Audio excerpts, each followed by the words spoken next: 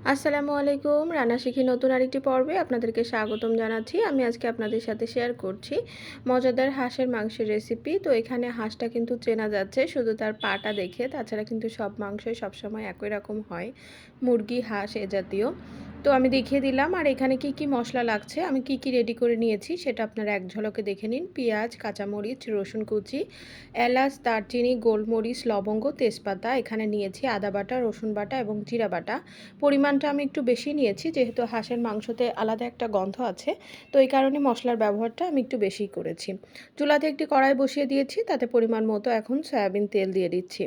হাঁসের মাংসে যেহেতু তেলের পরিমাণটা একটু বেশি থাকে, তো সেই ক্ষেত্রে এটা ভাবতে যাবেন না যে হাঁসের মাংসে তেল আছে, তেলের পরিমাণটা আমি কম দিব, এটা ভাববেন না, কারণ এটা করলে মাংসের যে গন্ধটা সেটা কিন্তু থেকেই যাবে।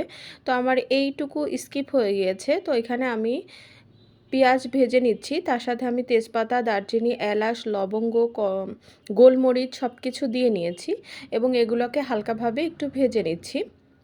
মশলাটা এভাবে তেলের পরে ভেজে নিলে মশলার ঘ্রাণটা মাংসে খুব ভালোভাবে পৌঁছায়। তো যার কারণে আমি মশলাটা অনেক সময় তেলের উপরে এইভাবে ব্যবহার করি। আর হাঁসের মাংসটা আমি আজকে এভাবে আপনাদের সাথে রান্না করে শেয়ার করছি, আশা করছি আপনাদের ভালোই লাগবে। ভিডিও শুরুতেই সবাই একটা লাইক দিয়ে দিবেন এবং ভালো লাগলে কমেন্টের মাধ্যমে জানাবেন। হাঁসের মাংসের এই রেসিপি নারিকেল ছাড়া আমি কিভাবে খুব মজা করে রান্নাটা করলাম এবং মাংসের এই ভুনা রেসিপিটা এত বেশি মজা হয়েছিল। আমি এটা পাতি হাঁসের মাংস নিয়েছিলাম। তো এবার আমি বাটা মশলাটা দিয়ে দিচ্ছি। আমি আগে মশলাটা ভুনে নিচ্ছি, তারপরে মাংসটা ব্যবহার করব। আদা, রসুন, জিরা আমি সব মশলায় দিয়ে দিলাম। এরপর এবার আমি গুঁড়া মশলা দিয়ে মশলাটাকে ভালোভাবে কষিয়ে নিব। তো দেখেন আমি মশলাটাকে একটা খুন্তির সাহায্যে খুব ভালোভাবে মিশিয়ে নিচ্ছি, যাতে পেঁয়াজের সাথে মশলাটা খুব ভালোভাবে মিশে যায়, কোনো দানা দানা না থাকে। তো মশলাটাকে এভাবে নাড়িয়ে চাড়িয়ে এবার আমি গুঁড়া মশলাটা অ্যাড করে দিচ্ছি। প্রথমেই আমি ব্যবহার করছি মরিচের গুঁড়া, তারপরে দিয়ে দিব হলুদের গুঁড়া, তারপরে ব্যবহার করব পরিমাণ মতো লবণ। আমি যেভাবে আজকে আপনাদেরকে হাঁসের মাংস রান্নার রেসিপিটা শেয়ার করছি, আপনারা যদি এইভাবে ট্রাই করেন, ইনশাআল্লাহ টেস্টটা মাশাআল্লাহ অনেক সুন্দর আসবে। আমি আশা করছি আমার রেসিপি ফলো করে অনেকে ট্রাই করবেন, আর ট্রাই করার পর অবশ্যই আমাকে জানাবেন। তো দেখেন এখানে আমি গুঁড়া মশলার ভেতরে মরিচের গুঁড়া, হলুদের গুঁড়া এবং পরিমাণ মতো লবণ দিয়ে পেঁয়াজ এবং যে বাটা মশলাটা দিয়েছিলাম তার সাথে খুব ভালোভাবে কষিয়ে নিচ্ছি। এভাবে মশলাটাকে কিন্তু আগে কষিয়ে নিতে হবে। তো আমি মাংস রান্নার রেসিপি এক এক সময় এক এক রকম করি, কিন্তু আজকে যেহেতু হাঁসের মাংস, এটা একটু খুব মজা করে ভুনা ভুনা করে রান্না করছি।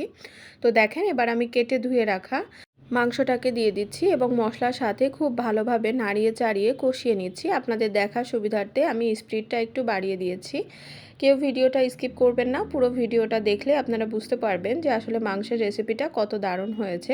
যারা নতুন গৃহিণী কিংবা ব্যাচেলার, যারা হাঁসের মাংসের গন্ধের জন্য খেতে পারেন না, আশা করছি আমার মতন এইভাবে মশলার ব্যবহার এবং কষানোর মাধ্যমে মাংসটা যদি রান্না করেন, তো মাশাআল্লাহ টেস্টটা অনেক দারুণ আসবে।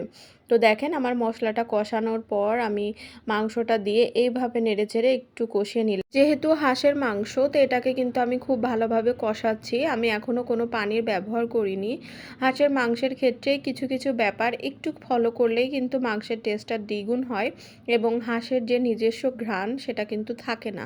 আপনার মশলার টেস্টে এত বেশি মজা হবে এই হাঁসের মাংস ভুনা রেসিপি, আপনারা ট্রাই করলে বুঝতে পারবেন।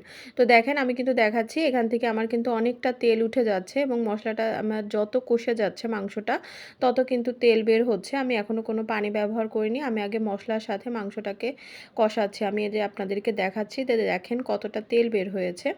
তো অবশ্যই তেলের ব্যবহারটা করবেন। অনেকেই মাংসে তেল থাকে দেখে তেলটা ব্যবহার করেন না, এতে কিন্তু হাঁসের যে ঘ্রাণ সেটা কিন্তু বের হয়, সেক্ষেত্রে টেস্টটা কিন্তু ভালো আসে না। তো আমি এইভাবে নেড়ে চেড়ে খুব ভালোভাবে আগে কষিয়ে নিচ্ছি। আর মাংস রান্নার ক্ষেত্রে আরেকটি টিপস আপনাদের সাথে আমি শেয়ার করি, অবশ্যই গরম পানিটা ব্যবহার করবেন, এতে কিন্তু মাংস সিদ্ধর যে ব্যাপারটা এটা কিন্তু খুব ভালো হয়। তো দেখেন আমি স্পিডটা বাড়িয়ে দিয়েছি এবং খুব ভালোভাবে নাড়িয়ে চাড়িয়ে মশলাটাকে কষিয়ে মাংসের সাথে একদম ভাজা ভাজা করে ফেলেছি। দেখতেই পাচ্ছেন কড়াইটা একদম লাগা লাগা হয়ে গিয়েছে। তো এবার আমি সামান্য পরিমাণ পানি দিব, খুব বেশি পরিমাণ পানি দিব না, আমি এখানে গরম পানির ব্যবহার করেছি। তো দিয়ে এইবার আমি নাড়াচাড়া দিয়ে ঢাকা দিয়ে ঢেকে এটাকে কষিয়ে নিব। এই পানি দিয়ে আমি কষাবো। ঝোলের পরিমাণটা আমি একটু বেশি দিয়েছিলাম, কিন্তু এই কষানো পানিটা আমি এই পরিমাণ দিয়েছিলাম। তো এখন কিন্তু আমার কষানোর পালা। তো দেখেন মাংসটা এখন ফুটছে আর আমি আরও ভালোভাবে নেড়ে চেড়ে এটাকে কষিয়ে নিচ্ছি। কষানোর পর কেমন হয় সেটা আপনাদেরকে দেখিয়ে দিচ্ছি। যেহেতু হাঁসটা একটু আষ্টে জাতীয় খাবার, তো সেক্ষেত্রে আমি কিন্তু রসুন এবং আদার পরিমাণটা সমান ব্যবহার করেছি। এতে কিন্তু গন্ধ আর করবেই না, আরও বা মশলার যে একটা সুঘ্রাণ সেটা হবে। আর আমি এখন এখানে কাঁচামরিচটা ব্যবহার করলাম। এর আগে গুঁড়ামরিচ ব্যবহার করেছি, কিন্তু কাঁচামরিচটা ব্যবহার করেছিলাম না, কিন্তু কাঁচামরিচটা পরে ব্যবহার করলাম, এতে যাতে কাঁচামরিচের নিজস্ব যে ফ্লেভার সেটা বজায় থাকে। তো দেখেন এভাবে আমি নাড়াচাড়া করে ভালোভাবে কষিয়ে নিচ্ছি। তো আমি কিন্তু হাঁসটা খুব সুন্দরভাবে পরিষ্কার করেছি। কিভাবে করেছি সেটা আর এক ভিডিওতে এভাবে দেখানো সম্ভব না। পরবর্তী অন্য কোনো ভিডিওতে আপনারা যদি দেখতে চান অবশ্যই দেখাতে পারি। আর এখানে আমি পর্যাপ্ত পরিমাণ পানি দিয়ে দিচ্ছি যাতে মাংসটা খুব ভালোভাবে সিদ্ধ হয়ে যায়। তো দেখেন এখানে আমি অনেকটা ঝোলের পানি দিয়েছি। এবার আমি ঢাকনা দিয়ে ঢেকে এটাকে রান্না করে নিচ্ছি। আপনাদের সুবিধার্থে পানিটা কমিয়ে, ঝোলটা কমিয়ে আপনাদেরকে দেখাচ্ছি। অনেকেই হয়তো অনেক বেশি বোর হয়ে যাবেন এত বড় ভিডিও দেখতে। তো যার কারণে শর্টে দেখিয়ে দিয়েছি যে ঝোলের পানি দেওয়ার পর আমার ঝোলটা কমিয়ে ঠিক আমি এই পর্যায়ে রেখেছি। আর আমার মাংস রান্নাটা মাশাআল্লাহ এত বেশি দারুণ হয়েছে, আমি টেস্টটা করার পর তারপরে বলছি, যেহেতু ভয়েসটা পরে দিচ্ছি। তো আমি এখন আপনাদেরকে সার্ভ করে দেখাচ্ছি। রান্না শিখির আজকে আমার এই পর্বটি আপনাদের কেমন লেগেছে অবশ্যই আমাকে জানাতে ভুলবেন না। ভালো লাগলে লাইক, কমেন্ট, শেয়ার করবেন। সবার সুস্বাস্থ্য এবং দীর্ঘায়ু কামনা করি। সবাই ভালো থাকবেন, সুস্থ থাকবেন। আল্লাহ হাফেজ। আসসালামু আলাইকুম।